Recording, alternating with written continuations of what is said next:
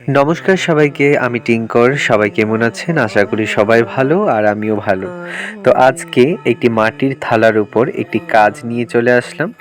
কাজটি করার অনেক দিন থেকে আমার ইচ্ছে ছিল। শ্যামাসুন্দরী মায়ের মুখোখানি করব। তো প্রায় ধরুন ১ বছর ধরে এটা আমার ইচ্ছে ছিল। হয়তোবা কোনো একটা মেয়ের উপর করব, নয়তোবা থালার উপর বা কোনো পেন্টিং করব, এরকম ইচ্ছে ছিল। অনেক দিন ধরে ইচ্ছে ছিল। আর মায়ের চাওয়াতেই কিন্তু সব হয়। হয়তোবা এতদিন মায়ের ইচ্ছে ছিল না, যার জন্য আমি আঁকতে পারিনি। তো কালকে হঠাৎ আমার থালা রেডি ছিল অনেক দিন আগে থেকে। কালকে হঠাৎ কলেজ থেকে এসে মনে পড়লো যে না, কিছু একটা করি।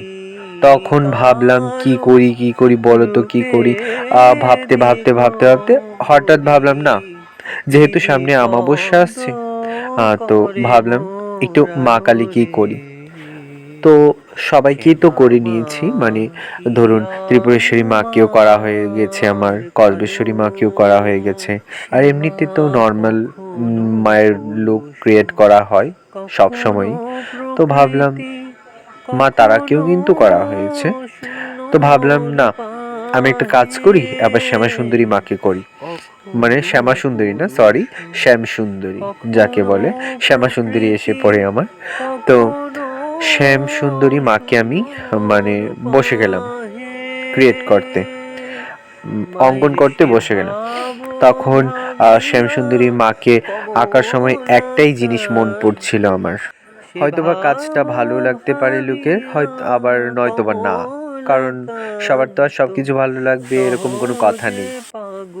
হয়তোবা ভাবলাম যদি ক্রিয়েট করি শ্যামসুন্দরী মাকে, হয়তোবা কিছু ভিউজ পেতে পারি, হয়তোবা লোকে ভালোবাসা দিতে পারে ভিডিওটাতে। কিন্তু অত একটা কিন্তু রেসপন্স পাইনি আমি ভিডিওটা থেকে। যেহেতু থালাই করেছি, হয়তোবা এটা কোনো মেয়ের উপর যদি আমি ক্রিয়েট করতাম, হয়তোবা একটু ভালো ভিউজ আসতো। একটা ক্রিয়েটর কিন্তু কিছু ভিউজের আশা, কিছু লাইক কমেন্টের আশা করে, মানে লোকের ভালোবাসা পাবে বলেই কিন্তু একটা ভিডিও ক্রিয়েট করে।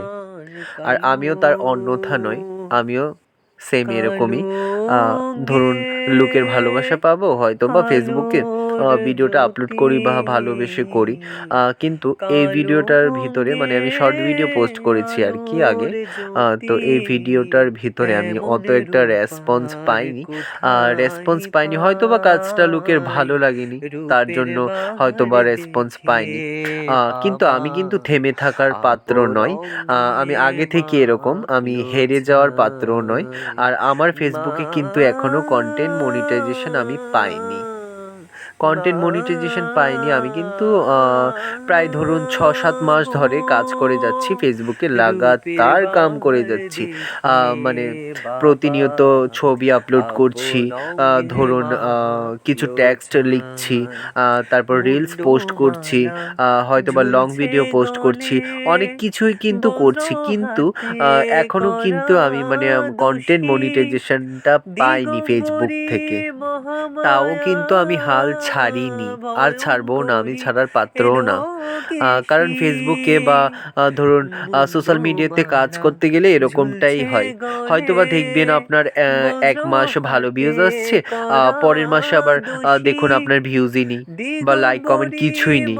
আর আপনাকে ফেসবুকে কাজ করতে গেলে কিন্তু আপনাকেও মানে কন্টিনিউ একদম মানে ফেসবুকটাকে ঘাঁটতে হবে, লোকের ভিডিও দেখতে হবে, তারপর অনেক কিছুই করতে হয়। মানে ফেসবুকটাকে, মানে মেইন কথা হচ্ছে ফেসবুকটাকে সময় দিতে হবে। তো ভিডিওটা মানে কথা বলতে বলতে কিন্তু শেষও হয়ে গেছে। সবাই কিন্তু ভালো থাকবেন। পরবর্তী ভিডিও নিয়ে আবার হাজির হব। আর যদি ভালো লাগে অবশ্যই লাইক কমেন্ট করে দেবেন। সবাইকে অসংখ্য ধন্যবাদ। টাটা।